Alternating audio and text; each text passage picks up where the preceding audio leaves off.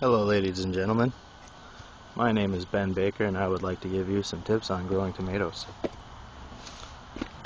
I'll start off with when you plant them, you want to take off a couple of the lower leaves on it and plant it deep. Make sure you got some of the plant sticking out of the soil, that way it can grow, but the part that you put in the ground is all going to start sprouting roots, and you'll get a lot more nutrition to your tomato by getting those extra roots.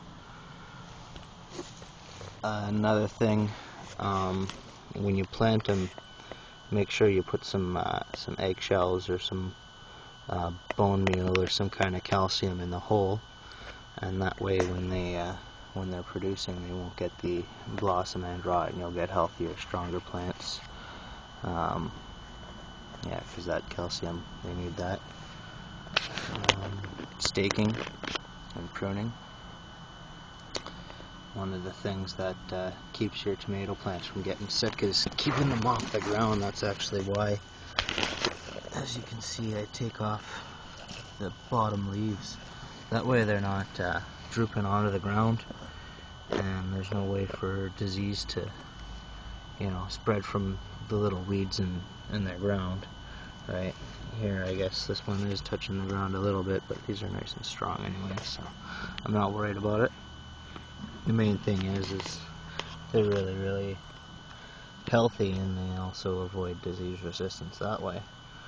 So the way I keep them off the ground is by keeping them nice and clean, and then putting them close to the stake, and then tying it loosely with fabric. The reason I tie it loosely is if you tie it too tight, you might actually damage it.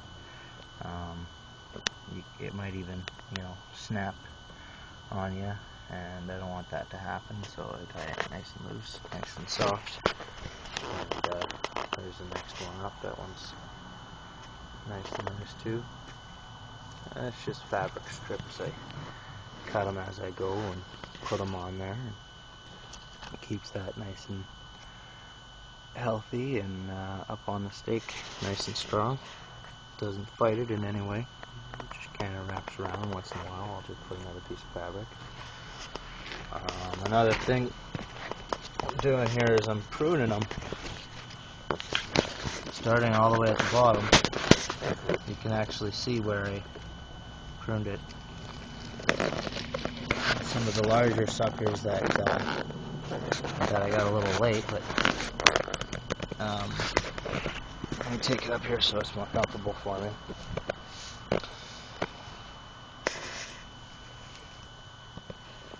If you look here, in between the branch here, you've got a sucker, and that's cool because this one's the terminal sucker, and I gotta leave it on there.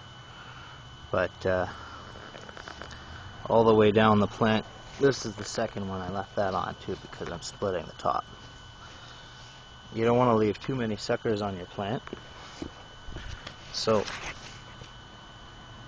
every one but those ones gets removed. So in all the crotches here, you just go and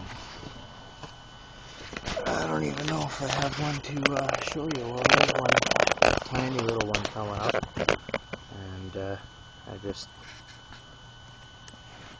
pinch it and it comes right off, nice and clean. Never cut these branches, the ones with the flowers on them, then you lose your fruit.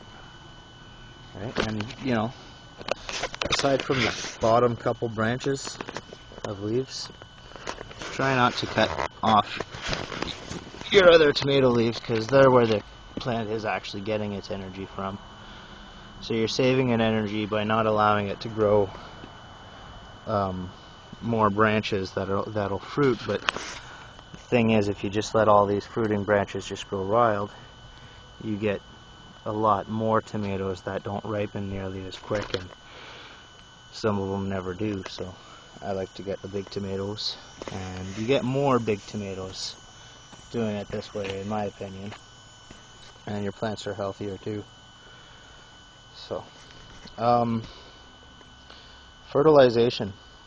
You should definitely give your tomato plants good soil, not too high in nitrogen. Of course, they'll need some nitrogen, but you don't want to overdo it, because if you overdo it, your plants they stay really green and they don't produce anything. But if you don't overdo it, then you get nice plants and you get a lot of fruit. And the chemical fertilizers, I find, give you a really shitty tasting tomato. Like if you just use Miracle Grow or chemical slow release fertilizer, I find it ends up tasting a lot more like it does out of the grocery store anyway. So why not just do it organically? So mix good stuff into the soil, like a good source of calcium. You put some kelp in there. Another thing to do is to water a little bit of molasses in there, maybe once a week.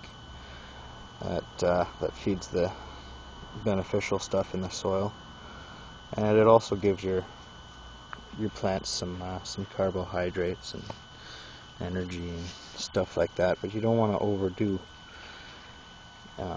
your molasses either. The most you can put per gallon is maybe a teaspoon of molasses, but personally I just put about a tablespoon for every 5 gallons, and I figure less is more. The plants really like that. Bat guano too.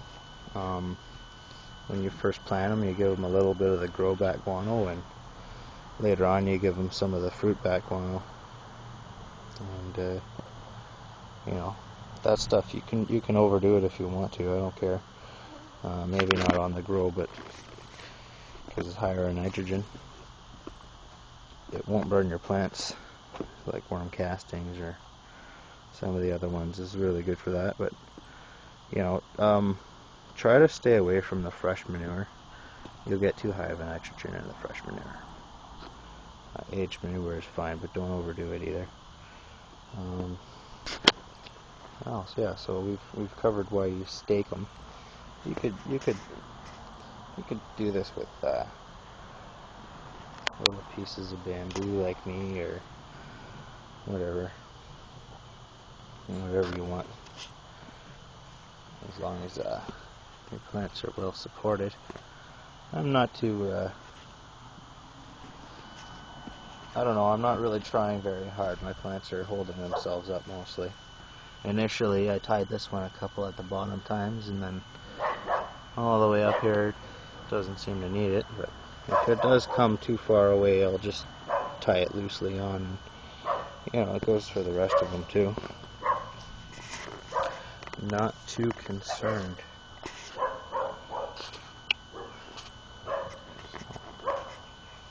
Yeah, I hope those tips are good for you. Oh, another thing, try not to handle your plants when they're wet.